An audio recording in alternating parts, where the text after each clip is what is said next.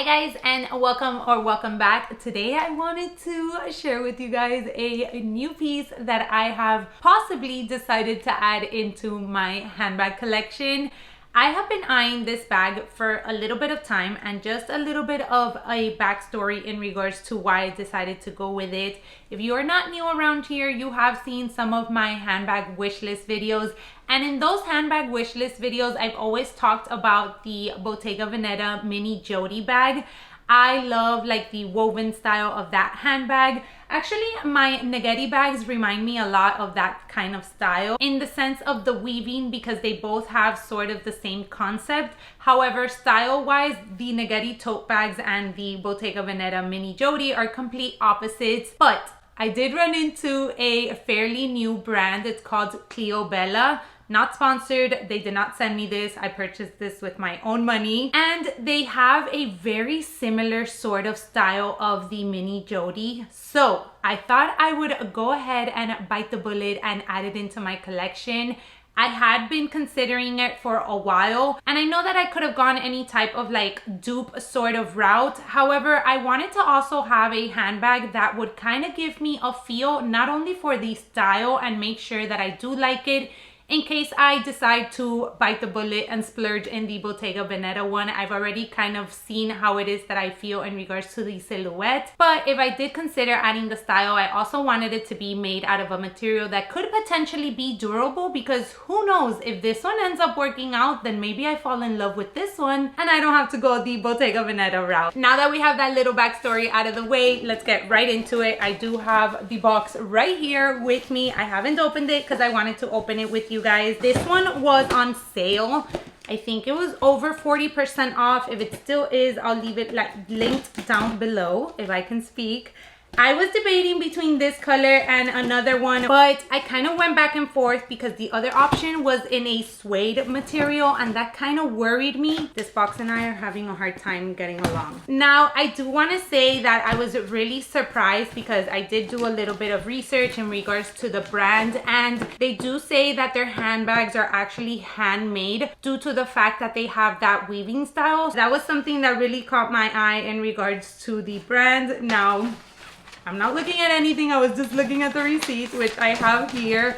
And then the bag comes packaged like this. So packaging, not the best. I would have liked for it to be like either in a box or maybe with some like sort of tissue paper, just because you kind of just have the bag laying in there pretty much with nothing else. So here's what we have. I'm kind of, okay, let's get into it.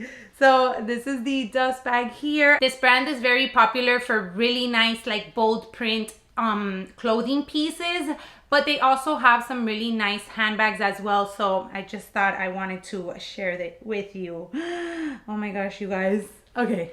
So the bag that I chose is this one right here. Okay, I had to go back to the website to get the name. It is the Santiago Mini Hobo bag. You guys, first impressions just by holding the bag and touching it. This leather down here is extremely soft. I am super impressed. Like, such a nice mushy leather to touch. And the handle, I don't know if you can see it. I'll make sure to insert cutaways if you can't, but it's kind of like this woven around sort of handle just to make it really sturdy, which I love. I mean, I am in love. I am in love with the bag. I actually really like it. And the reason why I ended up going this route, and I will get into a little bit more of the details in a minute, but it was more of like, one, I really didn't know if this style of handbag was going to suit me. I'm more of like a tote style of smaller handbags. I like my bags to, one, have a top handle, which this one definitely does, but kind of be comfortable in the opening aspect of it. So when you do have the top handles, it kind of gives you a little bit more of like a room to play with. Let me bring my Negeri one. So you see, sort of like this. I love that it's very easy to open, very easy to get my things in and out of, where the Mini Jodie in that sense doesn't have that layout. So for me, I always hesitated on that. The few people that I know that have it do say that the opening can be a little fussy. The Mini Jodie, in my opinion, is not an inexpensive handbag. It's upwards of $2,000 here in the States. So for me, when I'm spending that amount of money on a handbag, practicality is really like a key checkbox that it needs to check off. And I'm still kind of 50-50 on it. So I thought if I can go a little bit more of an affordable route while still getting a really well-made handbag in the process of it, then why not? And I feel like I hit the jackpot with this one. So let me just go over the details really quick as they are detailed in the website. Okay, so let's start with price. Now, retail price of this one is $348. As I said, I did get it on sale and it is currently $198. I had an additional 15% off coupon code from a influencer that I follow, so I'll leave all those details linked down below in case you guys want to check them out. Details, it is again handmade in Bali, so good. It is made of lamb leather. It is a mini hobo bag with braided leather weave at the borders and a zipper opening. It means a lot that they are actually having these bags handmade and still having a decent price where I feel it's attainable for a lot of us. So the Santiago comes in the mini size. It also comes in a larger size. I'll have those two linked down below for you guys. But guys, I'm impressed. I am really impressed. Really quick, just kind of want to share how it looks. Like top handle, oh my gosh, she's so cute. Also, can we talk about the color? I felt like going into the fall season, I kind of needed a rich chocolatey brown handbag, and it definitely ticked off that box. So let's dive into the interior of the bag. Zipper is nice. This leather around it, wow. Ooh, let's do a smell test. Okay, doesn't smell like the typical leather smell that I'm used to, but you can tell that it is a very soft leather.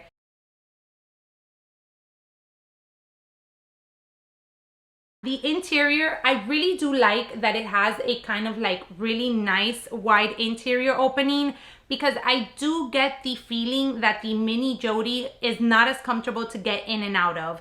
So really quick, let me bring the bag that I was using. I have it in the other room. Let me go get it. Okay, so we were using the Nano Manhattan tote from YSL, and what I'm carrying in here is pretty much the same essentials that I would probably consider putting in this bag. So let's start off with the phone. I have a 15 Pro Max iPhone right here. Slides in perfectly fine. So far so good. Okay, then I have my mini pochette, which is like my pouch of choice. This is where I carry all of my little knickknacks. Let's go ahead and see. Okay, fits in there very comfortably. And if you do own the Mini Jodie, let me know, but I don't think you can fit the mini pochette inside of it, or at least not comfortably. So that one's in there. A little hand sanitizer here. What's going on with my shirt? Okay. Then for my wallet, I'm just carrying my Louis Vuitton key clay. This is the limited edition one with like the beautiful kind of like Parisian style. Love these like limited edition Paris styles. Of course, that fits in there very nicely. And then last but not least, in the back pocket of this bag, I did have a little lip balm. So I'm using my Rhode lip balm. And the interior of this bag does have a zipper compartment with a little kind of leather pull tab. So I'm going to go ahead and put that in that pocket. Here's what we have. We have the lip balm in the back pocket, and everything else. Let me move this out of the way. Everything else laying in there.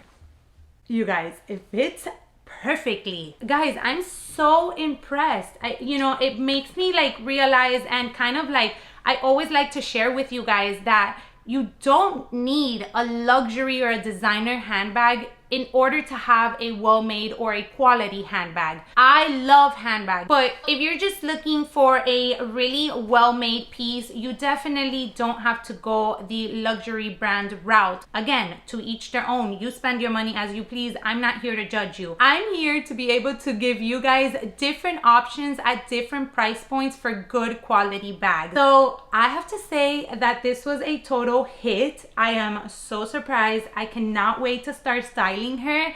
You know what? I kind of had like my doubts as to how to style a brown bag. I've kind of had a couple of like looks pop into my head and I've taken note of them. But if you have any kind of like go-to colors or go-to styling tips for brown bags, let me know in the comment section down below. Let me know if this is your first time hearing about Cleobella. Did you like the bag? Do you think it would be one that you would consider adding into your collection? Of course, I will get back to you guys as to like my first impressions once I used her a couple of times. So yeah, this is the newest addition to the never-ending, it seems, handbag collection over here. I hope you guys enjoyed this little impromptu unboxing. I always enjoy you guys taking some time to hang out with me, to chat with me, to leave me comments. It really means the world when you guys take some time to chat with me in the comment section. And as always, I appreciate all of you guys' support every single video, whether you like, comment, or just are here to watch for a little bit. Thank you again for coming along, and I hope to catch you all in my next one. Bye everyone.